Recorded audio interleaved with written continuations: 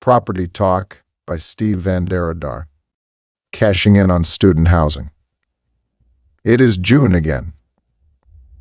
College days are probably the most memorable days of one's academic life. While studying in Cebu City, I didn't need to have student housing as I live in the city. But there was a time during my review for my licensure where I had to rent an apartment for at least 3 to 6 months. The year before that, I almost spent the whole year renting, as I was assigned to different parts in the Visayas and Mindanao for clinical internships to different hospitals and clinics. Most of my classmates who were from out of town had to rent an apartment with roommates, dorms, and boarding houses their entire college years to get decent housing.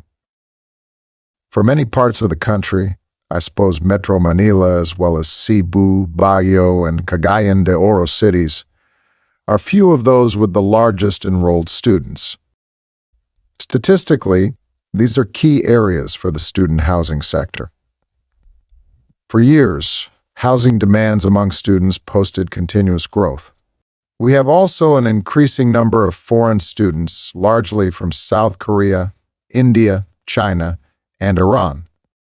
When I decided to work in Manila late in 2003, I first stayed a few good weeks near De La Salle University Taft before moving to Makati, and I saw how the student accommodation investment opportunities are abundant.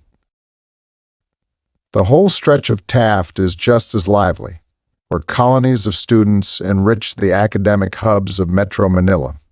The continuous area alone is where you can find DLSU, St. Scholastica's College, Philippine Women's University, University of the Philippines, Manila, Arellano University, St. Paul's University, and a lot more.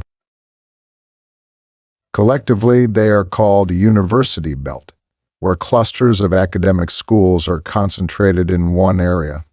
Another one is found where University of Santo Tomas, University of the East, San Beda College, and Far Eastern University are located. Near Katipunan, we also have the University of the Philippines, Diliman, Ateneo de Manila University and Miriam College, and many more.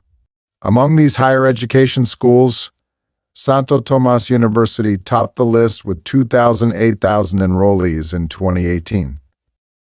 In Southeast Asia, the Philippines is considered one of the best in the region in higher education, due to our over 1,700 tertiary-level colleges and universities taking care of more than 2.5 million students. A matter of market trend, buildings within close radius sprung in response to high student accommodation demand for micro-condo, dormitels, mid-rise apartments to high-rise condos. Some condo buildings are entirely dedicated for the students. Vista Residences by Manny Villar have pioneered these types of investment buildings in what they call a string of educational institutions, or the university belts. For Vista Residences, the successful and highly viable University Series is a selection of value-priced mid- and high-rise towers strategically located within university clusters in the country's top cities. I will focus my discussion on the condo market.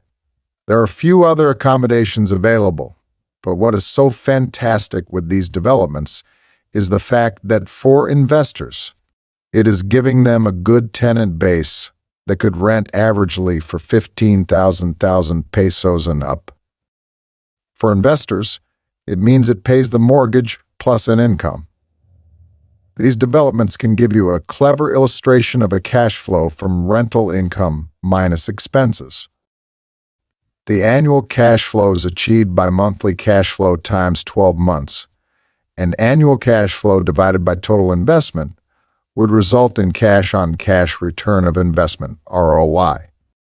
In simple mathematics, for illustration purposes, most likely out of your average 15,000 pesos rent income, minus expenses of an estimate 10,000 pesos that largely go to mortgage, you'll make 5,000 pesos a month times 12 would mean around 60,000 pesos of annual cash flow divided by 450,000 pesos on down payment cost and other purchasing costs. An estimate of 13% is the cash-on-cash ROI.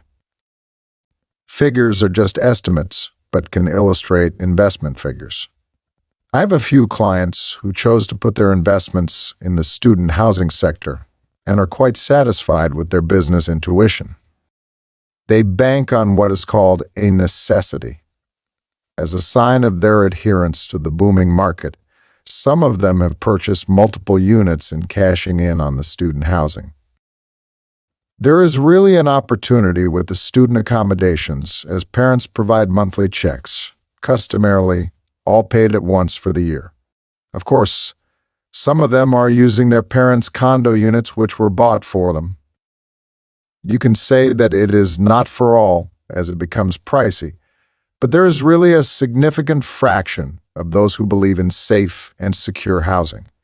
We must remember that condo buildings offer the utmost security, providing tenants peace of mind and quality of accommodation.